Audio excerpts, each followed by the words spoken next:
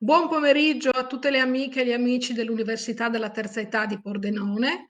Oggi siamo in collegamento con il professor Angelo Floramo, che ringraziamo per essere con noi all'Università della Terza Età anche quest'anno. Lui è Grazie a voi. docente di lettere, ma curatore della Guarneriana. Abbiamo bellissimi ricordi di una visita alla Guarneriana con lui a San Daniele. L'abbiamo sentito altre volte a Pordenone e con piacere lo ospitiamo anche oggi e per i prossimi 2 lunedì qua con noi in collegamento. Professor Floramo, le passo la parola e buona lezione a tutti, buon incontro a tutti. Grazie per l'invito, grazie a tutti coloro che sono sintonizzati, ormai siamo costretti a dire così, è comunque un modo per resistere e per riuscire a condividere dei pensieri o dei sentieri anche esplorativi. Intanto un omaggio a tutte le signore presenti, vista la giornata che non esaurisce certamente il rispetto e la considerazione in questo solo giorno, però è anche importante celebrarlo. Questa prima puntata, questa prima chiacchierata che durerà al massimo un 45 minuti, 45-50 minuti, poi se ci sono delle domande rispondo ben volentieri, cerca di affrontare la storia remota della nostra regione a partire addirittura dalla protostoria. Ecco, non mi sono spinto volutamente al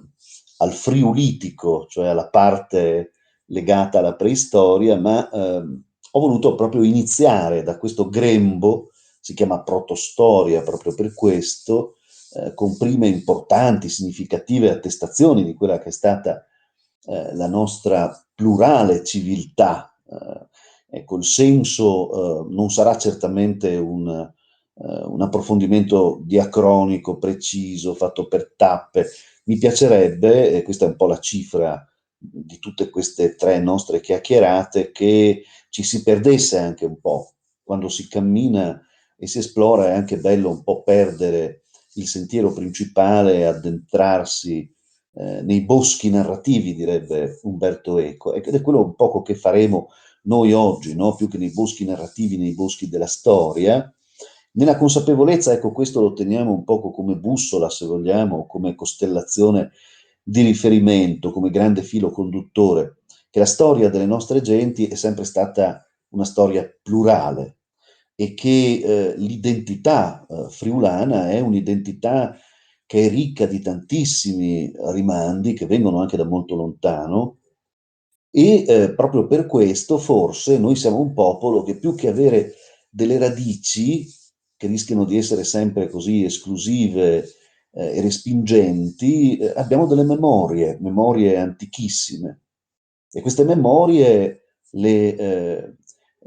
mettiamo in connessione con tutti coloro che entrano in intersezione con noi e con la nostra storia, andando a creare questo profilo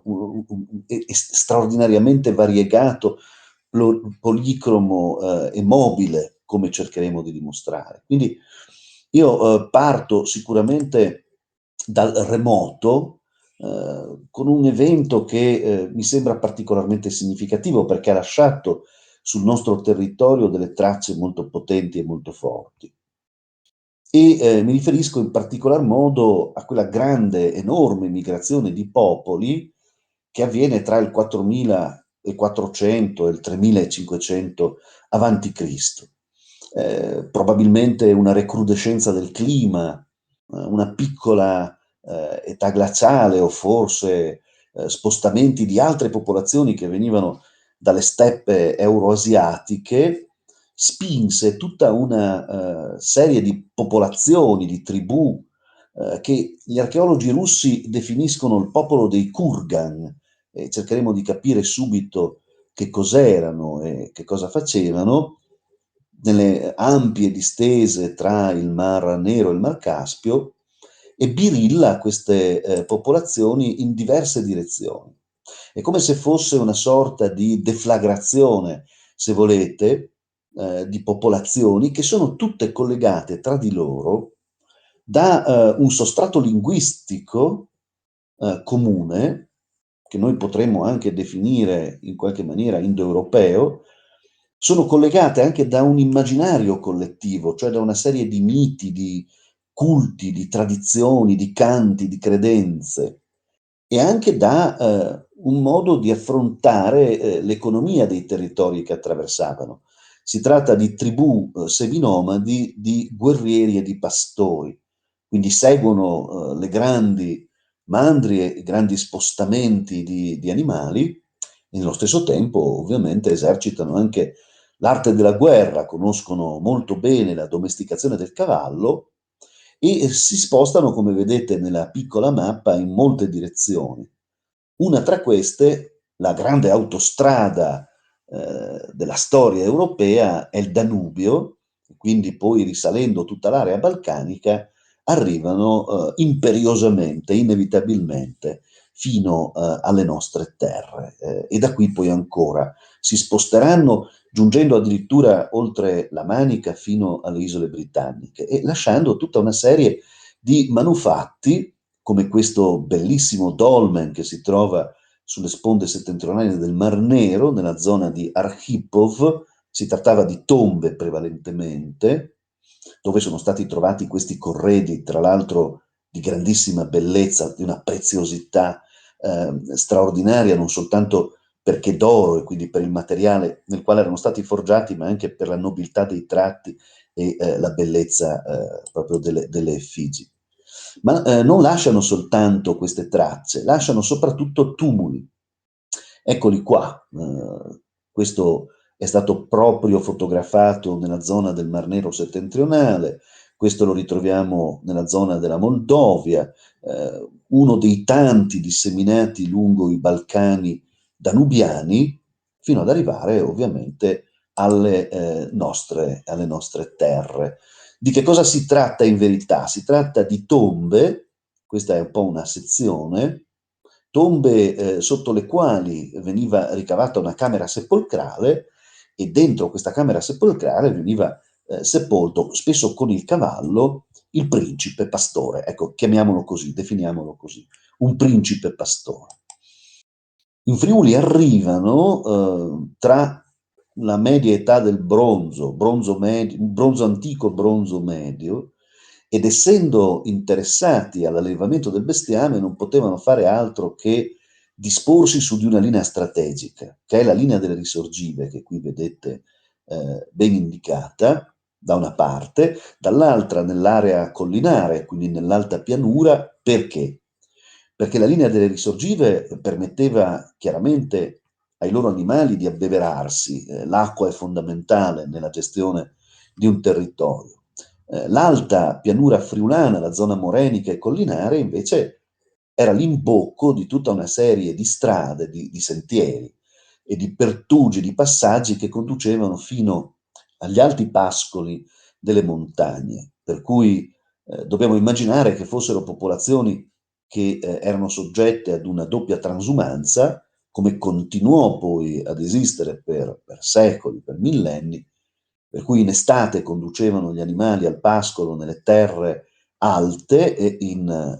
inverno invece li portavano verso le marcite della bassa pianura, i territori paludosi, le erbe salate nell'approssimarsi della laguna. Eccoli qua, loro sono i Kurgan, in una ricostruzione abbastanza favolosa, devo dire la verità, ma che generalmente affascina molto gli studenti quando li si presenta, quindi prendetela con il beneficio del dubbio, ma ci dimostra, ecco, nella cartina invece topografica molto più precisa, realizzata dagli scavi condotti dall'Università di Udine alcuni anni fa, tutte le presenze di questi tumuli intesi come zona rituale della sepoltura e poi più tardi invece castellieri, cioè villaggi fortificati per l'abitazione. Secondo un principio interessante per il quale, lo dicono gli antropologi, sia per i popoli della preistoria che della protostoria, quando parliamo di strutture curve, circolari o sferiche, Lì vuol dire che esistevano degli spazi consacrati all'alterità, al mondo degli spiriti, al mondo degli dei. Mentre invece quando troviamo delle tracce più squadrate e perpendicolari, lì invece significa che quello era il mondo degli umani. Per cui un castelliere, che di fatto è un villaggio fortificato, ha sempre o quasi sempre le mura disposte in maniera perpendicolare e squadrata tra di loro, mentre invece un tumulo ha questa configurazione protrusa e in effetti sembra quasi un inturgidirsi della terra. Bella come immagine, ecco, vedete, questo per esempio è un castelliere nella zona di Sedegliano, purtroppo trasformato in un campo di calcio, visto che il lavoro era già stato svolto dai nostri antenati per realizzarne gli spalti quasi in una maniera naturale, hanno pensato bene di utilizzarlo come un campo di calcio, ma insomma i barbari arrivano nel corso dei secoli e non è necessario che siano antichi, ce ne sono anche tra di noi.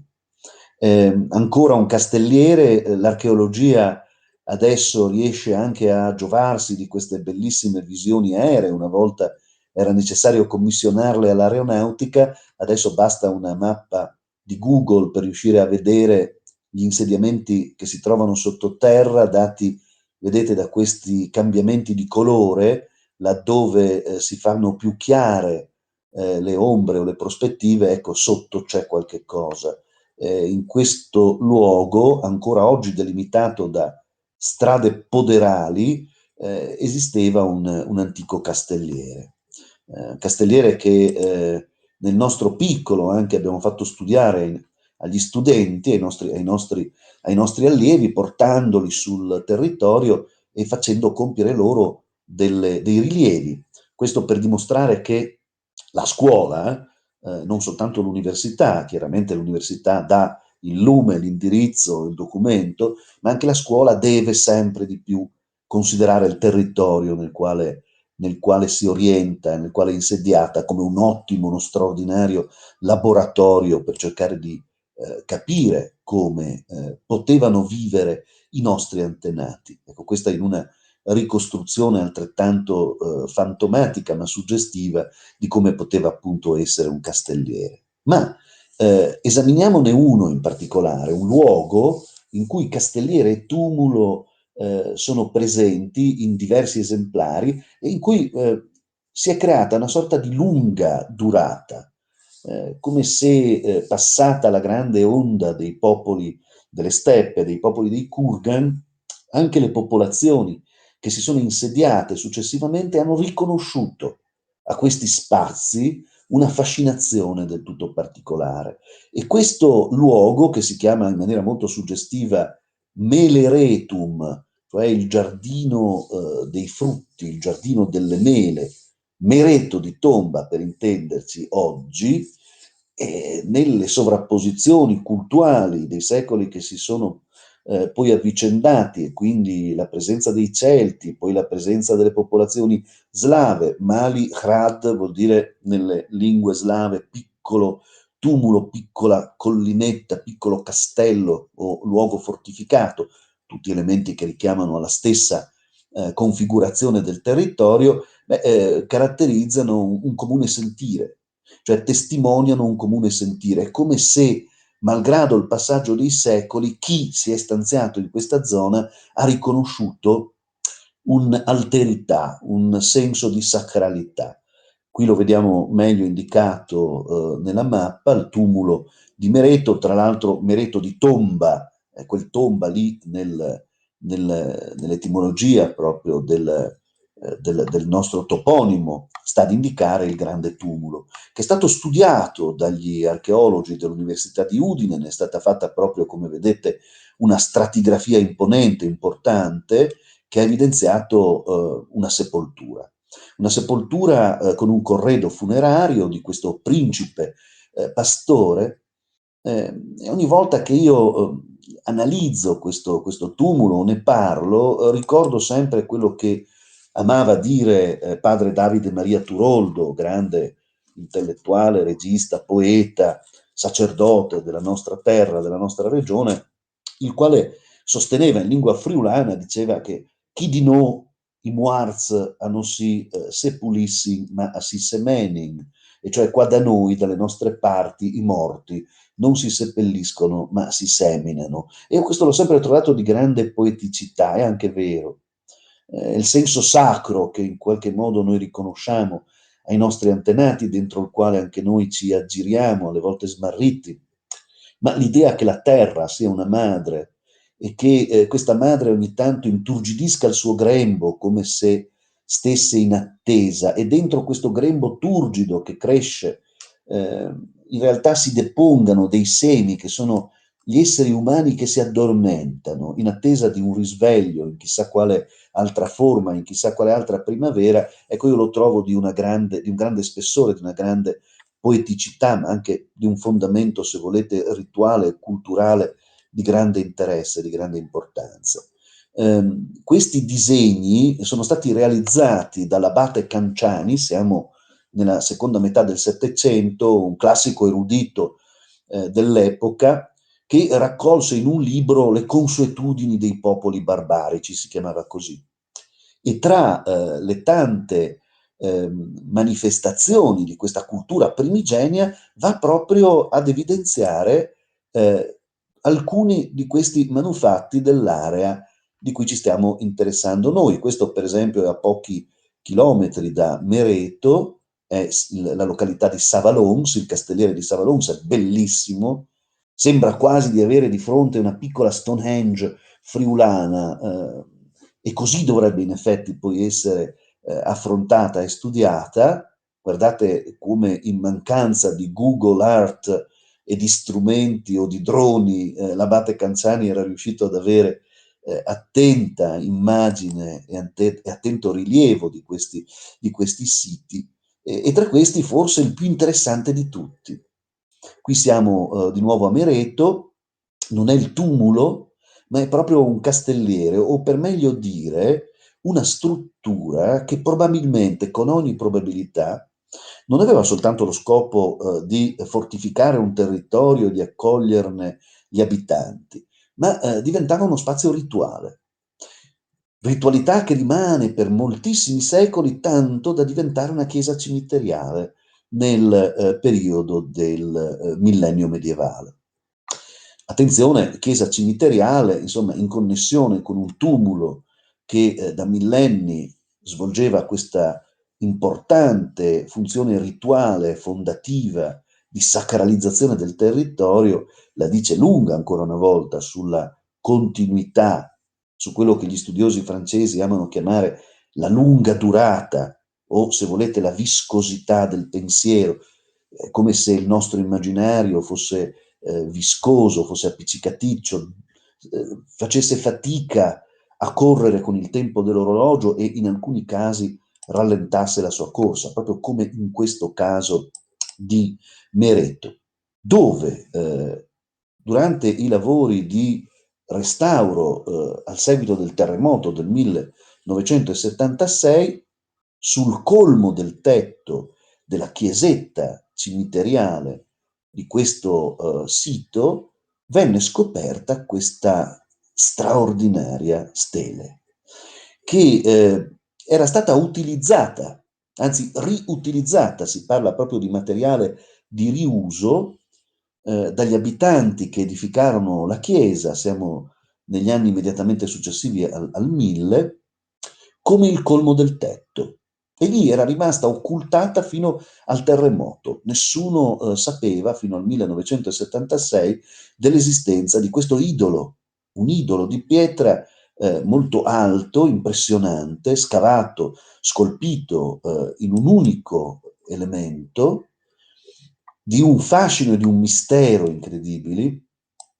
Per tanti aspetti, se ci possiamo aiutare anche con l'antropologia comparativa, con l'archeologia comparativa, per tanti aspetti simile a degli idoli che poi sono stati trovati nella zona dalmatica, nella zona quindi della Dalmazia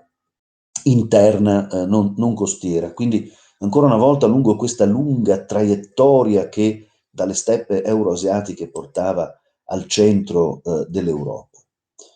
Sappiamo dagli archeologi croati, che hanno meglio studiato questi manufatti, che probabilmente si trattava di feticci, di idoli rituali connessi al culto dei morti. Bello, bellissimo. Questo addirittura lo troviamo nella zona di Breslavia, quindi molto più a nord, nell'Europa centrale, e sono identici a questo idolo scoperto a Mereto nel 1976. Venivano disposti in questa forma circolare o semicircolare ed erano profondamente collegati con culti che prevedevano l'accensione di fuochi rituali. Il fuoco, il fuoco ha sempre avuto a che fare dalla protostoria in poi, ma insomma potremmo anche dire dalla preistoria più lontana, dal momento in cui l'uomo habilis riesce in qualche modo a dominarlo, ha sempre avuto a che fare con dei rituali che richiamavano le forze rigeneratrici della terra. Questo era un rituale studiato proprio dagli archeologi russi e connesso con queste steli o con questi idoli particolari, si chiamava il rituale del fuoco vivo, un fuoco generato per sfregamento, aveva una sua connotazione ovviamente, un suo riferimento a rituali di fertilità, l'elemento maschile e l'elemento femminile che sfregati insieme danno la vita, danno la luce, il calore. Utilizzare questo tipo di ritualità in presenza della morte e quindi come un rituale funebre diventava estremamente interessante. E noi lo ritroviamo, ecco la collosità di cui si parlava, di questa incredibile mentalità che sta tanto tempo a passare, lo ritroviamo addirittura in una tomba slava, siamo a San Martino di Luincis in Carnia, eh, dove, e ovviamente siamo tra il 550 e il 670, le tribù slave arrivano nel VI secolo, forse assieme ai Longobardi. Ma ecco, sono state trovate in questa tomba delle ossa, alcune di queste sono state ablate, portate via, in una funzione rituale probabilmente, ma sopra le ossa ci sono, come vedete, dei segni di combustione e secondo alcuni archeologi si tratta di anche resti di pasto rituale.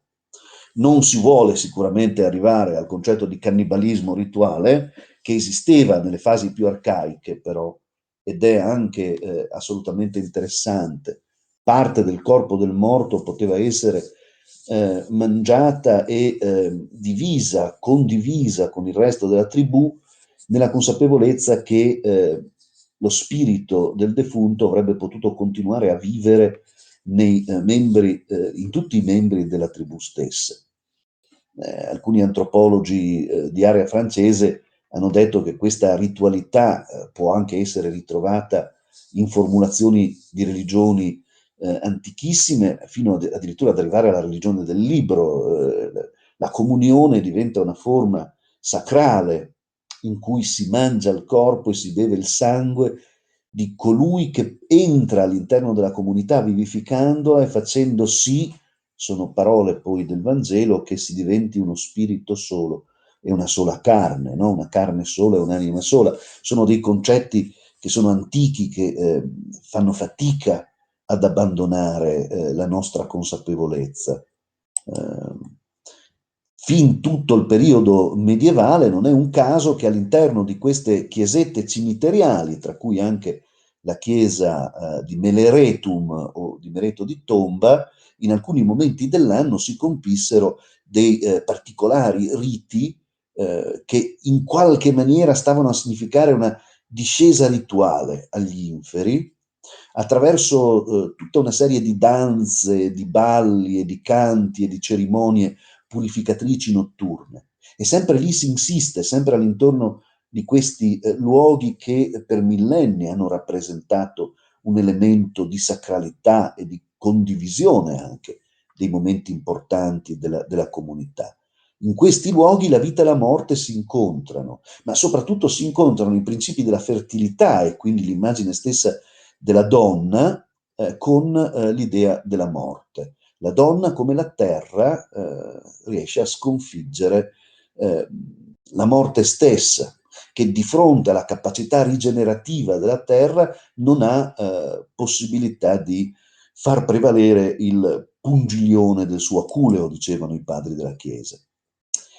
E avendo parlato prima di fuochi che venivano utilizzati proprio come elementi purificatori in questi rituali funebri, non posso non ritrovare in un'antichissima tradizione russa, che poi diventa anche una fiaba, la fiaba di Snegurochka, la bambina fatta di neve, questa antichissima ritualità. E parlando di immaginario collettivo dei popoli russi, parlo di un elemento che è comune a quel mondo protoslavo, se volete, o paleoslavo, che poi arrivò ad onda fino nelle pertinenze della nostra regione. Si credeva che saltare attorno a dei fuochi accesi, ovviamente accompagnando questi salti con delle ritualità che oggi noi definiremo sciamaniche, quindi con dei canti, con degli incanti, con delle musiche, con dei suoni, potesse preservare la fecondità e quindi anche salvare dalla morte. L'abate Canciani, di cui parlavamo prima, quello che ha rappresentato così tanto bene queste sacralità, questi spazi circolari o questi tumuli, ci testimonia che fin tutto il 1700 i contadini ci portavano ancora dentro i carri, gli animali e gli strumenti da lavoro della campagna, perché erano convinti che accendendovi dei fuochi in certi momenti dell'anno, parliamo dell'autunno in particolar modo della primavera, quindi nei periodi equinoziali, questi strumenti avrebbero recepito la fertilità, il senso della fertilità. Non è un caso che esistano per tanto tempo censiti santuari o luoghi legati ai culti dei defunti e chiese cimiteriali, in cui ancora fino a tutto il XVII secolo l'inquisitore di Aquileia tuonava perché sopravvivevano rituali di questo tipo, e non soltanto connessi alla fertilità del bestiame, ma addirittura a veri e propri riti cosiddetti della doppia morte. Nel santuario di Trava, siamo nel cuore della Carnia, sappiamo che se un bambino nasceva morto o moriva prima di ricevere il battesimo, veniva portato attraverso un rituale molto particolare in cui il sacerdote interagiva con delle donne, ecco la funzione ancora importante, interconnessa con la sacralità, la fertilità della madre terra, manipolando il cadavere del morticino lo faceva ritornare alla vita. Il bambino veniva mostrato al pubblico, scusa termine orrendo, al popolo dei fedeli, apriva gli occhi, sporcava i panni, sbavava, era inequivocabilmente ritornato a vita dalla morte, e quello era il momento opportuno per impartirgli il battesimo. Dopodiché gli si sussurrava qualche cosa all'orecchio e il bambino poteva riaddormentarsi nel sonno della morte, ma salvato dalle fiamme dell'inferno, al quale sarebbe stato condannato secondo i principi teologici dell'epoca. Perché questo? Perché lo diciamo? Perché sta a testimonianza che ancora nel 1600, e di processi sollevati dal Santo Inquisitore ce ne sono tantissimi, continuava ad esistere attorno a questi luoghi la consapevolezza che c'era qualche cosa che li connotava. Beh, quella stele che abbiamo visto prima è così tanto simile a questa triglava, tre teste, che si trova in Polonia, è una divinità proto-slava, lo chiamano Sviatowit o Svetovit, nella traduzione dallo slavo arcaico può avere a che fare con divinità di luce, vid vuol dire vedere, sfiati vuol dire essere brillanti, essere luminosi,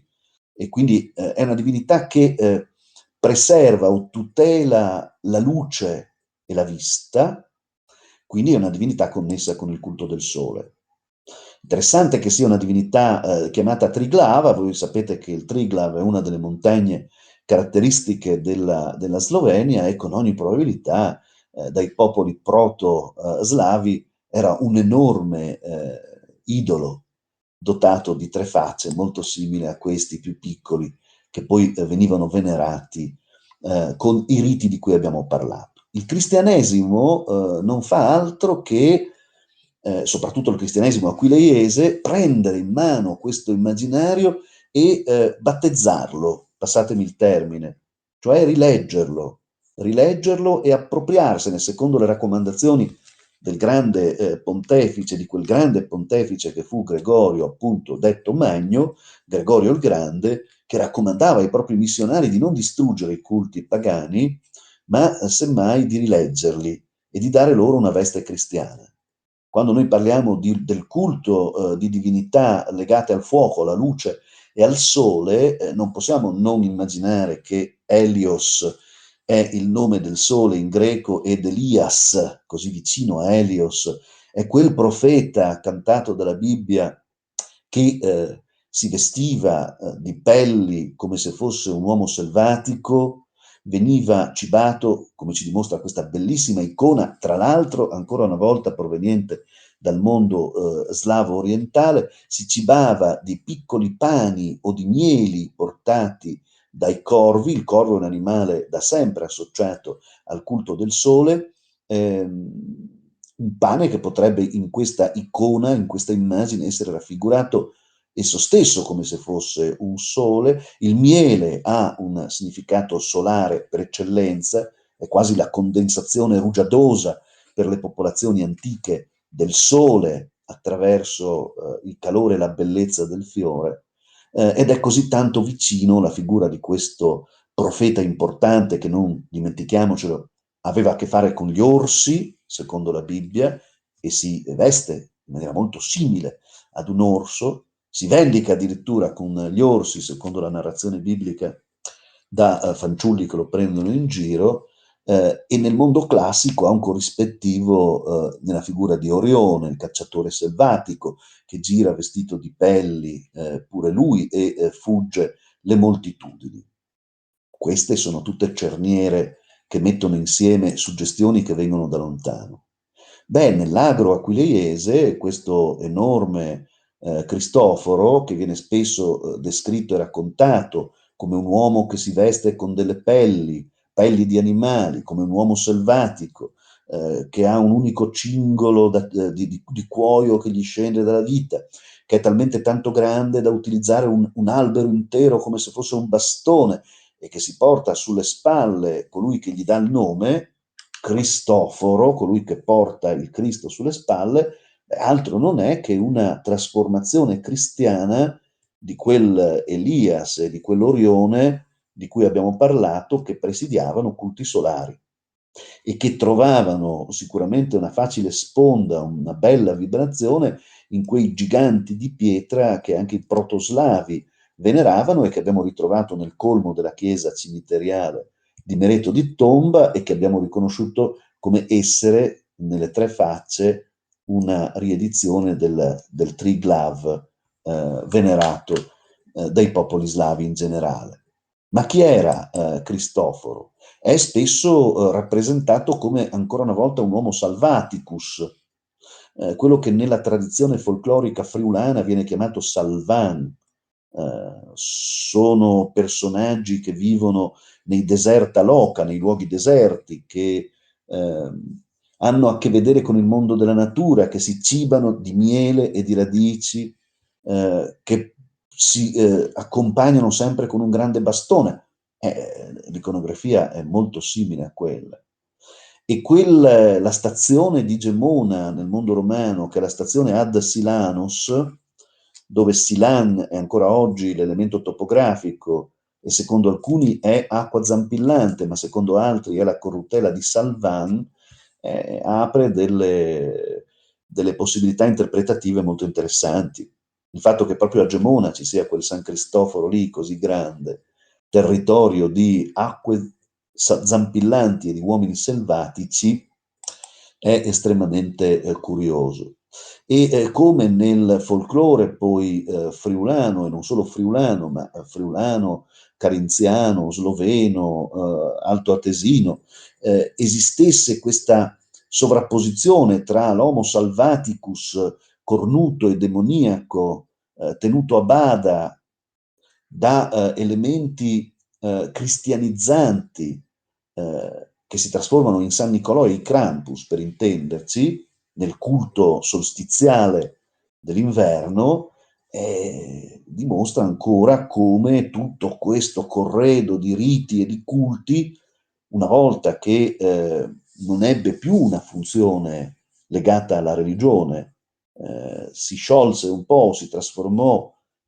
cedette parte della sua fascinazione alla religione subentrata, quindi alla religione cristiana, per il resto entrò a far parte dei rituali, delle credenze, dei miti, dei canti e dei sogni degli uomini e delle donne che vivevano nel nostro territorio e che avevano bisogno di evocare il senso del sacro, che si palesava e continuava a palesarsi in alcuni momenti dell'anno, quelli più magici, ancora una volta gli equinozi e i solstizi.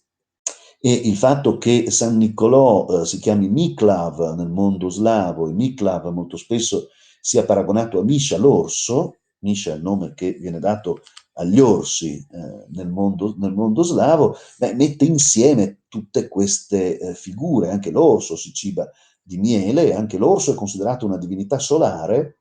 o veniva venerato come una divinità solare, perché l'orso va a morire in inverno esattamente come il sole, va in letargo e si risveglia ovviamente nella primavera. In molte arnie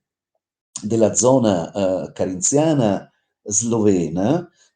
arnie, quindi luoghi in cui si produce il miele, ancora una volta un cibo che abbiamo detto essere profondamente collegato al sole, si trovano espresse queste meraviglie, racconti di fatto.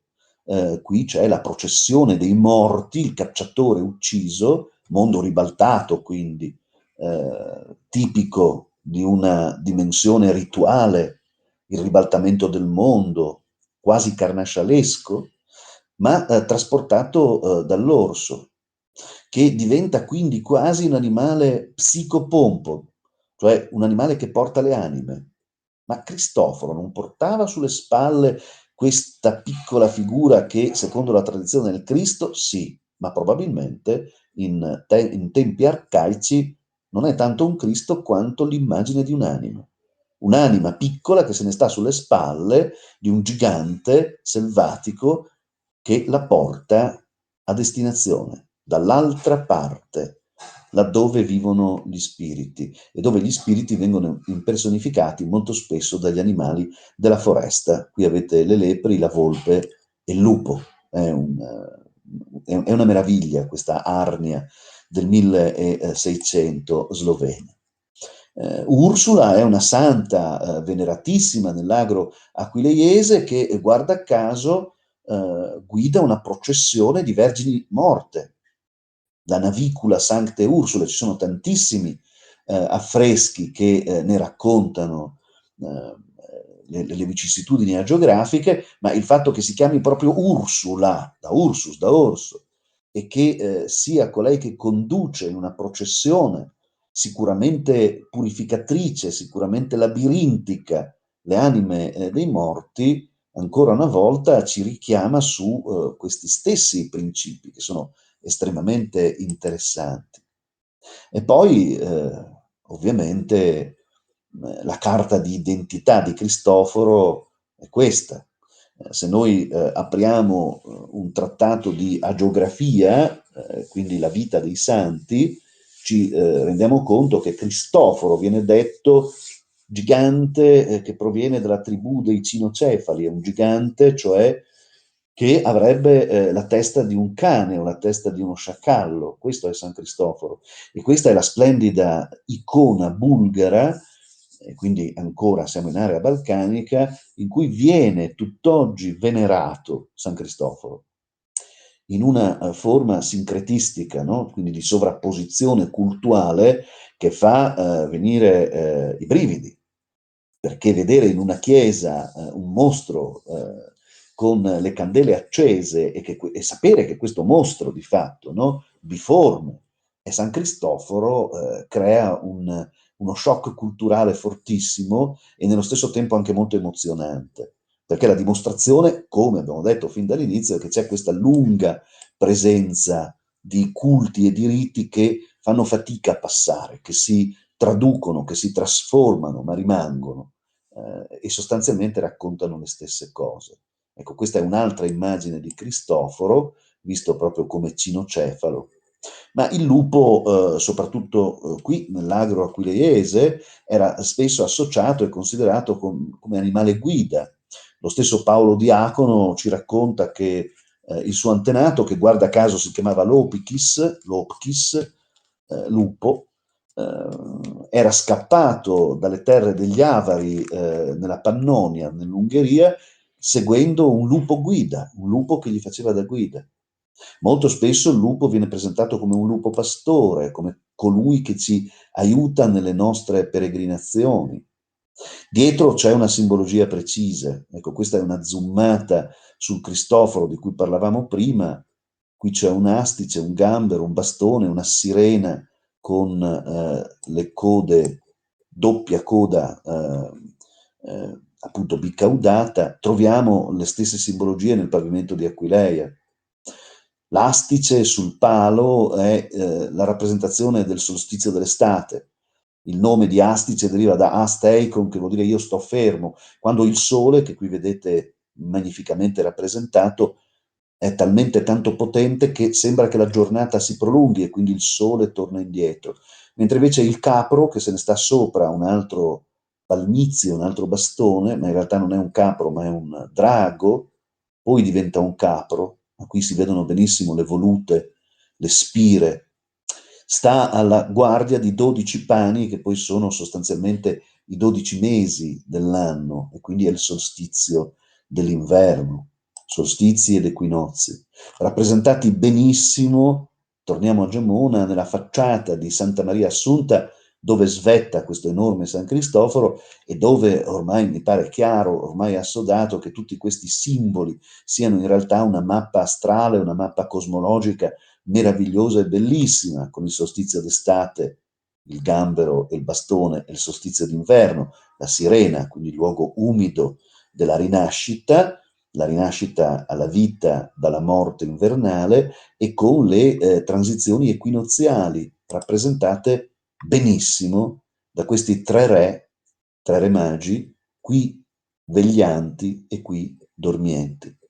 Ma chi sono i tre re magi veglianti e dormienti, se davvero questa parete, questa facciata della chiesa è un cielo stellato? Sono la cintura di Orione, sono la costellazione di Orione, che ancora oggi viene chiamata da un punto di vista,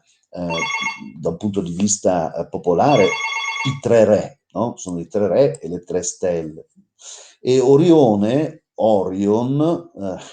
ancora una volta è questo enorme gigante del mondo classico che si porta sulle spalle un nano, Cedalione. Insomma, è San Cristoforo esso stesso, la stessa identica iconografia, lo stesso modo di rappresentarlo, e lascia sempre stupefatto questo elemento. C'è un ulteriore gigante che si porta sulle spalle, spesso viene raffigurato come portante sulle spalle un piccolino, ed è Cronos. Cronos che mangia i suoi figli e che tiene nella sua mano la falce spaventosa che poi darà in eredità l'immagine che noi abbiamo della morte, che segna il tempo e falcia i gigli dei campi, no? Quando viene il loro momento, e che rappresenta nella curva della falce anche un corno, Cronos e Cornus. I linguisti ci dicono che spesso accadevano queste sovrapposizioni nelle lettere che creavano anche sovrapposizioni di significato, si richiamano sempre. E la luna, la mezzaluna, che poi è anche la luna, non è forse colei che permette di misurare il tempo. Il mese non è forse misura. La luna è espressione stessa del tempo e della morte. Non è un caso che gli antichi la ravvisassero in Ecate, in Proserpina, la signora degli inferi stessa. Sicuramente un elemento femminile importante,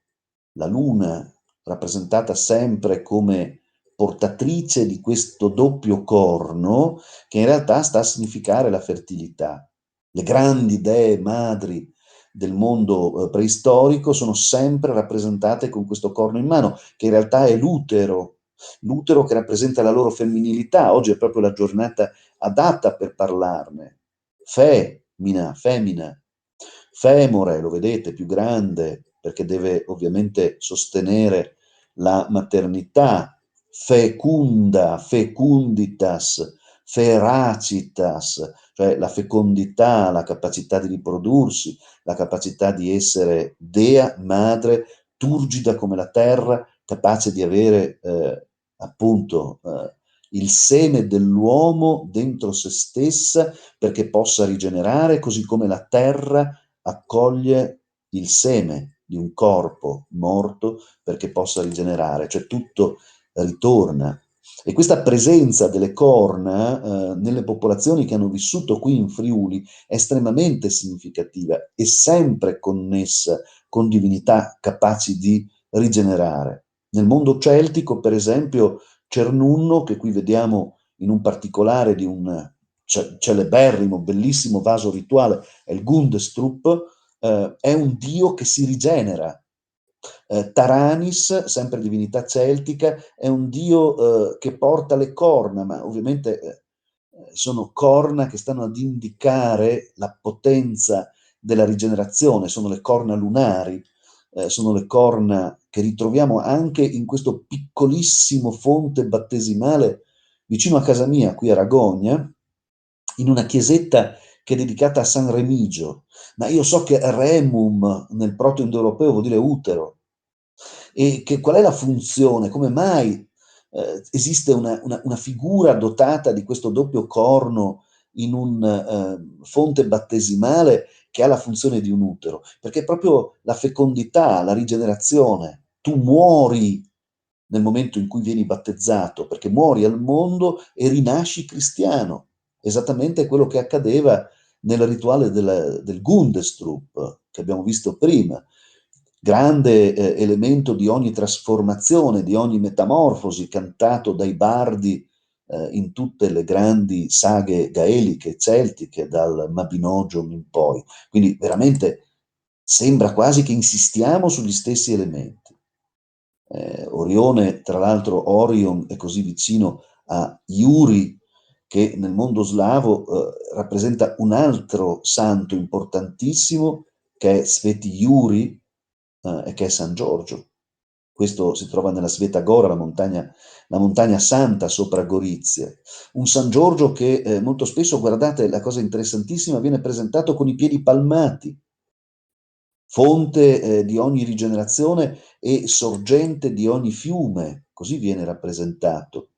Proprio come questa sirena, ancora una volta, molto simile a quella che abbiamo visto ai piedi del San Cristoforo, questa la trovate a Cividale nel museo archeologico, la cui doppia coda sembra una luna, ma è anche, come dicono gli storici, una sirena posta in posizione ginecologica, la cui rosa, la cui fonte di ogni rigenerazione, di ogni fecondità, permette al bambino di entrare nel mondo, perché questa funzione ha la sirena nel mondo antico, quella di accompagnare i bambini nel mondo. E un bambino non nasce forse attraverso le acque della madre, la perdita delle acque, l'attraversamento delle acque. Ma la sirena, che è bellissima, e questo è proprio l'augurio alle donne presenti oggi, più grande, più bello. La sirena è anche la rappresentazione del mondo come lo vediamo stilizzato in una parete di una grotta slovena, tra l'altro vicino a Rakov Skocian, cioè il luogo in cui va a inabissarsi il Timavo, in cui dai seni turgidi cade la pioggia che rende fecondo il territorio, in cui il maschile e il femminile si incontrano nella bellezza del cosmos, quindi del mondo che è perfettamente ordinato. Ma la sirena può anche essere cattiva. Tanti personaggi legati all'acqua nella tradizione folclorica friulana sono feroci, come questa truta che ha i piedi palmati e che deve essere tenuta lontano perché si ciba di bambini, è la funzione doppia. La sirena fa nascere ma fa anche morire. E quindi per essere tenuta lontano, ecco che nelle culle, ancora in Carnia per tutto l'Ottocento, si disegna questa stella a 5 punte con i nomi, con l'inizio dei nomi dei tre re magi, Baldassarre, Melchiorre e Gaspar, che evocano così da vicino il Grop di Salomon, il nodo di Salomone presente nella chiesa madre di Aquileia, in cui tanti riti si sovrappongono, dalla Madonna Candelora, che in realtà dovremmo chiamare come si chiamava anticamente Candelorsa, ancora una volta l'elemento dell'orso, della luce e del risveglio del sole dalla morte infernale e invernale. E la doppia, ovviamente, contaminazione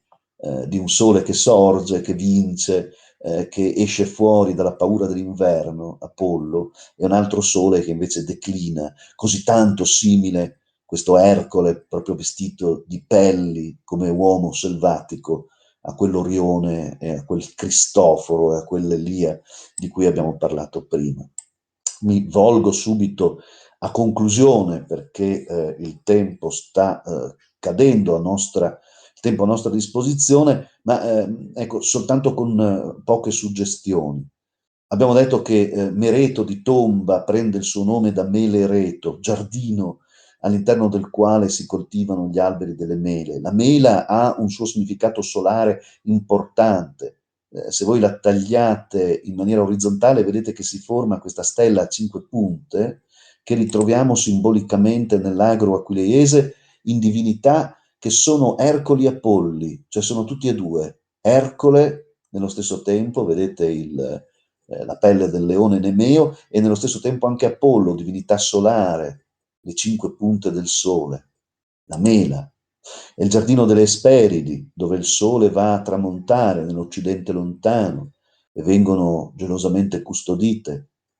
È probabilmente anche l'origine di tutti i passaggi, di tutte le storie del mondo, quell'albero sul quale Giasone deve andare a recuperare il vello d'oro, ma che si trasforma in questo affresco bellissimo che ho fotografato in una chiesa proprio sulle sponde del Mar Nero, da dove siamo partiti oggi.